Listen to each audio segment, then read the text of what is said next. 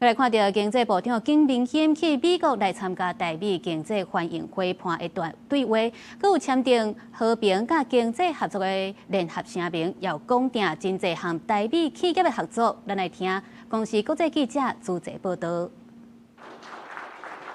经济部长金明显访问美国华府，预备去到智库大西洋理事会演讲。金明显重点放伫咱大力推动飞航供应链，佮点出前一天伫咧经济欢迎谈判对话 EPPD， 甲美国国务次卿海伯格的相片，展现台美对话成果。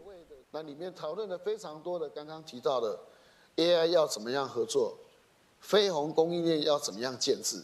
在里面做了很多的对话跟探讨，而且有很多的结论下来。它奠定了除了这个商业上的利益考量之外，它是一个政府对政府对于未来5年、10年所界定的框架出来。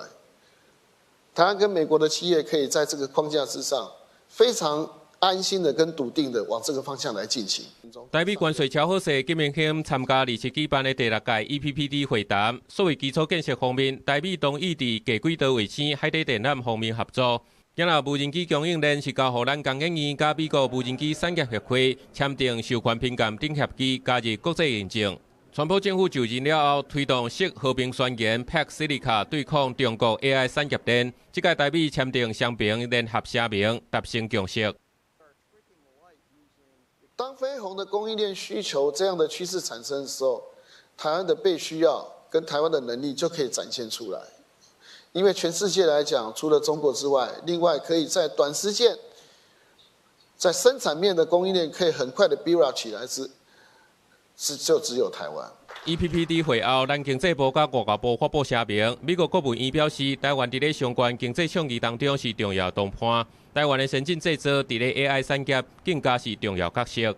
咱政府是表示爱甲美国做伙来催促飞航供应链。不过，美国国务院刚才表示，爱伫供应链安全甲台湾合作，话是讲了细致。美国特别重视对中关系，华府也惊讲台湾的供应链会受到中国地缘政治的威胁。金明显强调，台湾非常安全，也公开前一天去见美国参议员苏利文的这段对话。